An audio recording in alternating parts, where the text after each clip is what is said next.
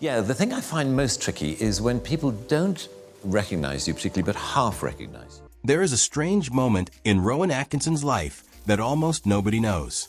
A young boy stands in a dim school corridor, lips trembling, unable to push out a single word. His classmates stare. Then the laughter begins. The boy freezes completely. Years later, this same boy would walk into stadiums, film sets, global stages, and make entire nations laugh without saying much at all. But here is the secret he hid for decades. Rowan Atkinson did not create Mr. Bean because he was funny.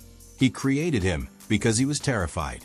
Terrified of speaking, terrified of failing, terrified of being seen as a mistake. This is the real story of the child who could not speak, the engineer who almost never performed again, and the global icon who says the character that made him famous almost destroyed him. Rowan Atkinson was born into a quiet countryside life, the kind of place where nothing much changes.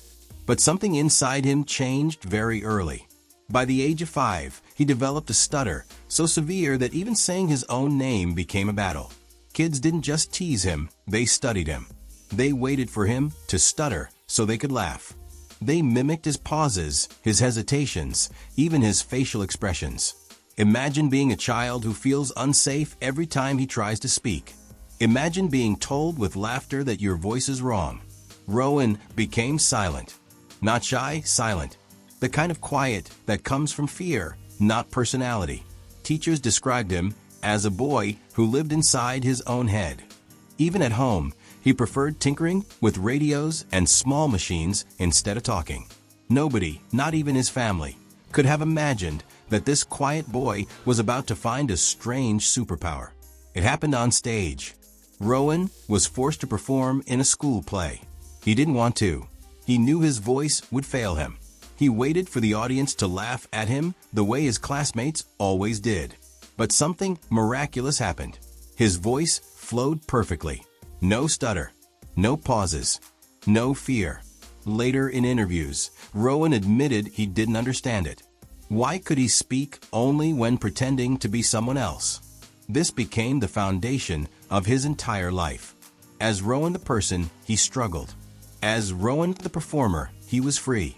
That day, a seed was planted.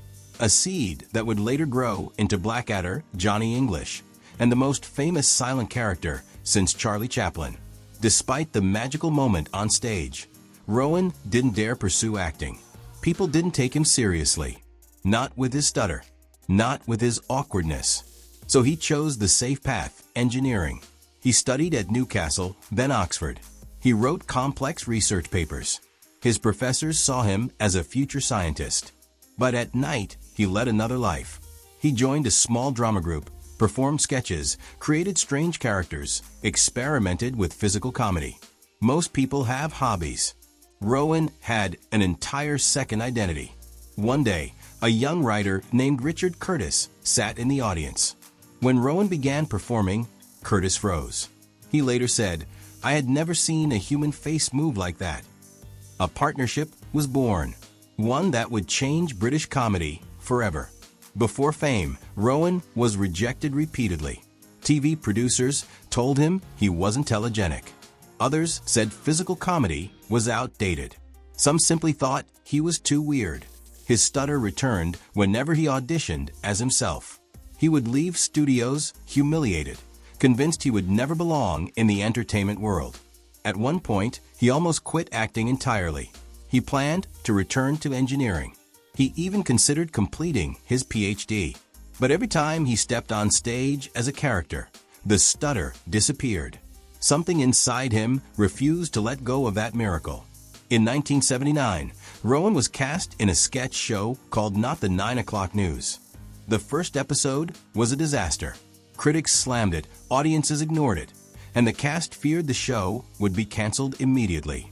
Every joke that fell flat, every awkward pause on camera, felt like a personal failure.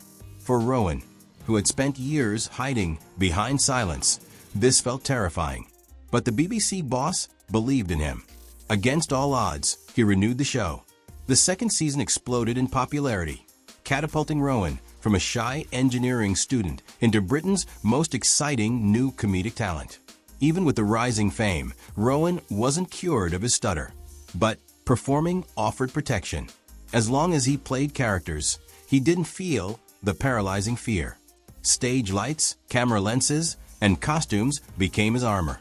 The fear that had haunted him since childhood didn't vanish. It was redirected into performance, into characters that moved, stumbled, and spoke for him. And then came the character that would define his entire existence, Mr. Bean.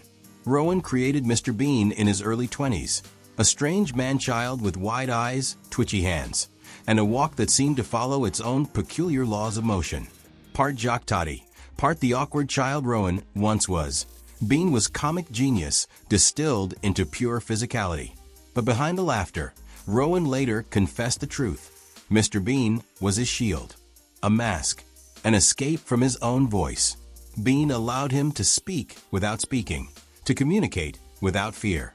He didn't need perfect sentences, flawless timing, or verbal charm. All he needed was his face, his body, and his imagination. When the first episode aired on January 1st, 1990, over 13 million people tuned in. Within a year, Mr. Bean became a global sensation.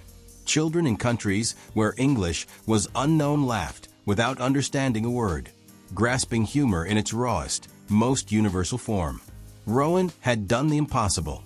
He made the world laugh without ever opening his mouth.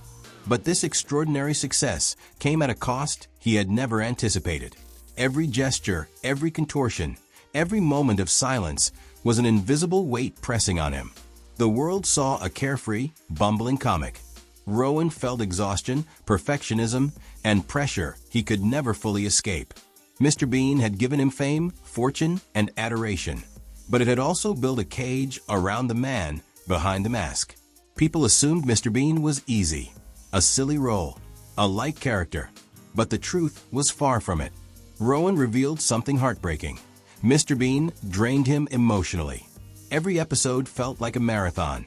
Every scene demanded hyperfocus and absolute precision. A single misstep could ruin the timing, the joke, the entire sketch. For a man battling anxiety, perfectionism, and a deep-seated fear of speaking in public, that pressure was crushing. Rowan once admitted, "I do not enjoy playing him. Bean is exhausting." Off camera, he was quiet, serious, reserved, a man who analyzed every gesture, every movement with the mind of an engineer. On camera, he had to transform into a cartoonish human tornado, contorting his body, exaggerating his expressions, embodying chaos that appeared effortless, but was anything but. Fans cheered, laughed, and demanded more episodes, more movies, more appearances.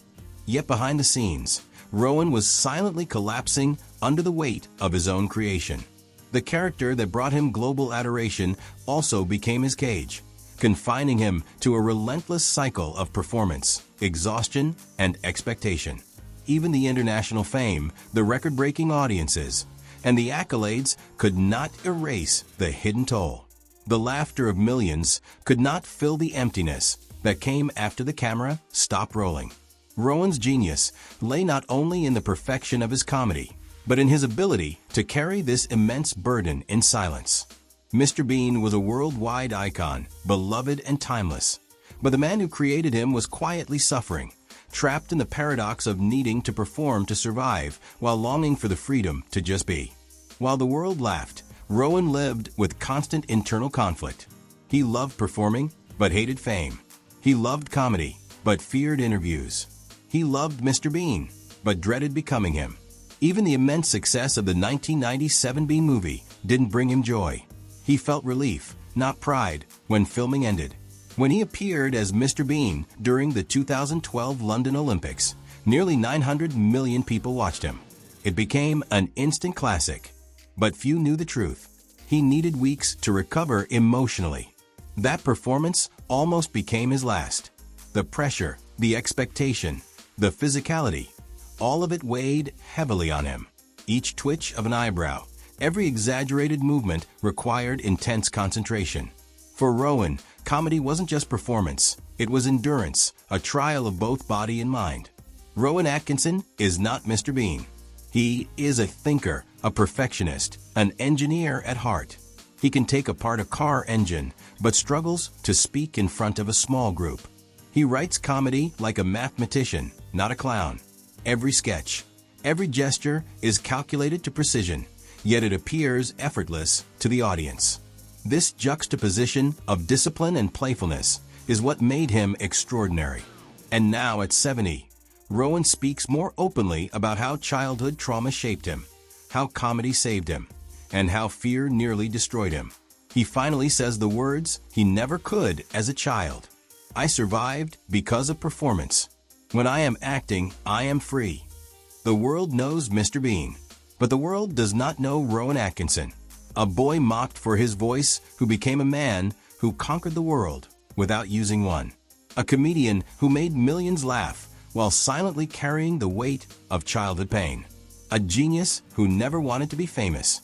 A performer who never wanted to be seen. A legend built on silence. The character he created became louder than the man who created him. And yet today, Rowan finally speaks.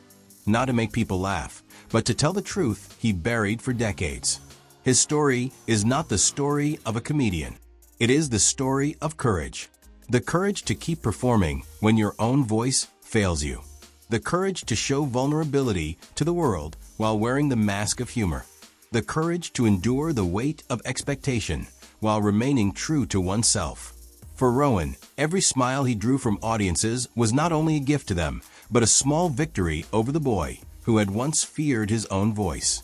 And in that courage, we see something timeless, a reminder that even in silence, brilliance can speak louder than words. Share your thoughts in the comments, and don't forget to like and subscribe for more dives into Hollywood's hidden history.